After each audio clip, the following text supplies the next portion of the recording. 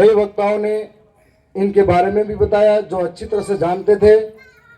हमारे विधायक साहब जिन्होंने भी बताया, मैं इनसे ठीक साफ बातचीत होती थी, लेकिन दरियावत का उपचुनाव हुआ था तब हमारी काफी गहरी मुलाकात हुई थी और मैं कई बार ये जो बोलते थे उनको गहराई से सुनता था। इनकी भावनाएं समाज हित में इतनी गहरी थी, लड़ने का जुनून था, तो मैं इससे समझता सीखता भी था। और साथ में जिस दिन ये घटना घटी तो मुझे लगा कि एक उगता सूरज डूब गया और इस उदयपुर के लिए बहुत बड़ी क्षति थी कि वो सिर्फ फलासिया को ही नहीं, पूरे उदयपुर संभाग के अंदर एक अपनी विशेष पकड़ बनाकर कार्यकर्ताओं में हौसला के साथ में काम करते थे। जब मैं यहाँ पर आया तो उनके अंतिम संस्कार के अंदर हजारों की भीड़ देखी, तब मैंने सोचा कि इस भाई ने जिंदगी में कुछ कमाया है तो प्रेम और व्यवहार कमाया है। और यहाँ आसपास के लोगों से पूछा तो बहुत सारे लोग निराश थे, जो मैं अन्य समाज के लोग भी थे, उनमें भी एक खामोशी थी कि यहाँ के इलाके के लिए एक ऐसा लीडर पैदा हुआ था जो यहाँ के लोगों के लिए लड़ता ही नहीं था।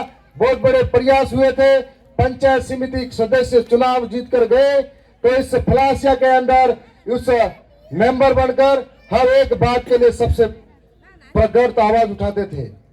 आज आपके बीच में, हम सब के बीच में वो नहीं रहे हैं, लेकिन हमारे विधायक साहब ने कहा था कि हम लोगों को सोचना चाहिए कि वो एक आंदोलन का हिस्सा थे। उस आंदोलन के माध्यम से समाज के एक गरीब तबके के साथ में हो रहे अन्याय, अत्याचार, जोर जुल्म और शोषण के खिलाफ एक लामबंद आवाज के साथ में खड़े थे।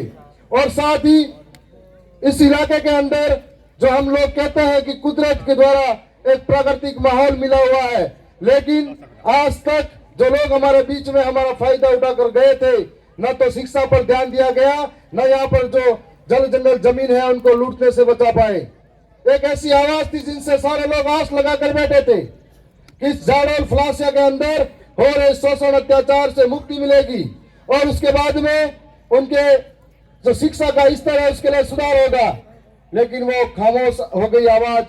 उसके बाद में धीरे धीरे फलासिया के साथियों ने फिर से इस माहौल को, इस बढ़ते कार्यों को संभाला। ये बहुत बड़ी बात थी कि हमारे नेतृत्व करने वाले बीच में नहीं रहे और आप सब ने मिलकर संभाला।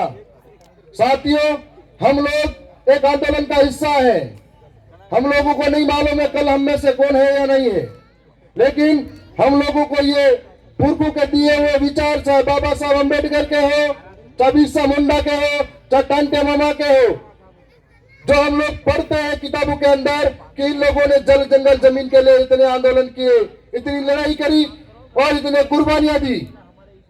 जब इतनी कुर्बानियां देने के बाद में हम लोगों को ये सब मिला है, तो हम लोगों का कर्तव्य बनता है इसको सुरक्षित करें, आने वाली पीढ़ी को ये बताएं, हमारे बच्चों को बताएं कि हमारे को 5वीं अनुसूची मिली हुई है, पैसा का कानून मिला हुआ है, हमारे को इस तरीके का इस एरिया के अंदर जल जंगल जमीन का अधिकार मिला है। तो यह अधिकार किसकी बदौलत मिला है, किन लोगों ने कुर्बानियां दी है, यदि हमारे बच्चों को बताएंगे उनके अंदर भी एक समाज हित और राष्ट्र हित के लिए एक भावना पैदा होगी। आपके बीच में हम लोग यहाँ मौजूद हैं। इस इलाके के अंदर साथ में एक बेरोजगारों का बहुत बड़ा पलायन होता है और कभी कभी अखबारों में पढ़ते हैं कि इस इलाके से बहन बेटी का कभी व्यापार भी हो जाता है।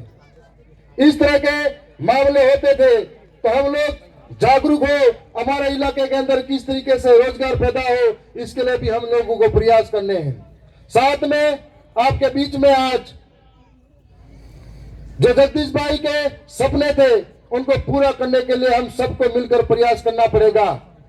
कि आज जो हम लोग कहते थे कि 5वीं अनुसूची का इलाका है, तो इस इलाके के अंदर हमको भरोसा नहीं होता था कि हम लोग इस वास्तव में इस कानूनों के माध्यम से हम लड़ाई जीत पाएंगे। लेकिन हाल ही के अंदर जो 3 नगर पालिका निरस्त हुई, उससे भरोसा हुआ कि हम 5वीं अनुसूची के इलाके के अंदर जिस तरीके से आगे बढ़ रहे हैं, हम लोग वास्तव में कुछ करके दिखाएंगे। आज आपके बीच में हम लोग और भी सुनते आए हैं इस इलाके के अंदर कई ऐसे जनप्रतिनिधि रहते हैं जिनको चलाने वाले कोई और है और सारे यहाँ के जमीनों को छीनने वाले कोई और हैं। और ऐसे लोगों के खिलाफ जो कह रहे थे, मेरा एक भाई बता रहा था कि लोग क्यों नहीं समझ रहे हैं। लोग 5 साल सड़कों पे संघर्ष करते हैं, धरने और ज्ञापन देते हैं, जब जरूरत पड़ती है तो इधर उधर हो जाते हैं। जब वो इसलिए होता है कि आजादी के 70 सालों तक हर दिमाग में कुछ अंदर जहर भरा था, तो धीरे धीरे निकलने में समय लगता है।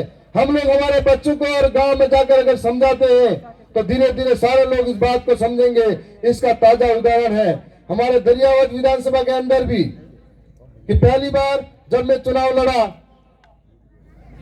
तो जीत कर गए, तो राजस्थान के अंदर सबसे कम खर्चे में जिताया। मतलब वो विचारधारा घर घर पहुंची थी। लोग इस बात को समझे थे, लोकतंत्र का मतलब समझे थे और लोकतंत्र में लोगों द्वारा लोगों के लिए शासन समझे थे। इस वजह से ये बात संभव हुई थी। आपके बीच में हम लोग यहाँ मौजूद हैं। मैं ज्यादा लंबी चौड़ी बात नहीं कहूंगा, लेकिन इतना जरूर कहूंगा कि हम लोगों को एक अवसर मिला है अपनी बात को विधानसभा के पटल पर रखने का। जब जब इस इलाके के अंदर हो, चाहे इस आदिवासी इलाके के अंदर जरूरत पड़ेगी, हम वहां पर छाती ठोक कर अपनी बात जरूर कहेंगे।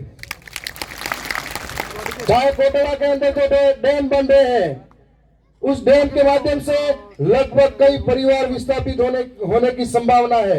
ये सिर्फ कोटड़ा की बात नहीं है, ये इसी तरीके का प्रतापगढ़ के अंदर भी कई जगह जमीन को ले आंदोलन चल रहे हैं, बांसवाड़ा के अंदर चल रहे हैं। कभी खनिज के नाम पर आदिवासी को विस्थापित किया जाता है, तो कभी बांध के नाम पर विस्थापित किया जाता है, तो कभी विकास के नाम पर विस्थापित किया जाता है। लेकिन जो आदिवासी विस्थापित होते हैं उनके बारे में कोई अता पता नहीं रहता है कि उसके लिए कोई सुविधा नहीं होती है। इसलिए ये लड़ाई किसी एक अकेले की नहीं है, हम सब की है और हम सब मिलकर लड़ते हैं, इस लड़ाई को आगे तक पहुंचा पाएंगे। इस बार जो लोकसभा चुनाव आ रहा है, इस चुनाव के अंदर हमारी दरियावद विधानसभा भी आ रही है। हमारा इस बार का जो वोट होगा, एक एक वोट आने वाले बच्चों के भविष्य के लिए होगा। इस बार जो चुनाव हो रहा है उसके अंदर हम लोग हमारे जो आरक्षण मिला हुआ है इसमें छूट हो रही है, उसके लिए होगा। ये इस बार हम लोग आगे बढ़ेंगे, हमारे क्षेत्र की जल जंगल जमीन बचाने वाली आवाज को वहां तक भेजने के लिए होगा और ये सारे प्रयास हम सब मिलकर करेंगे। मैं पुनः उन पुरखों को नमन करता हूँ, साथ में मन्नारे जगदीश भाई को याद करता हूँ और मैं ये कहना चाहूंगा कि उनके माता पिता को भी मैं धन्यवाद देता हूँ। जब इस तरीके के दुख की घड़ी में भी आपने खुद को संभाला और इस जगह आज वापिस याद करने का अवसर दिया। मैं आप सभी यहाँ पधारे हुए तमाम साथी को भी मैं जोहार करता हूँ। आप सभी को पुनः धन्यवाद।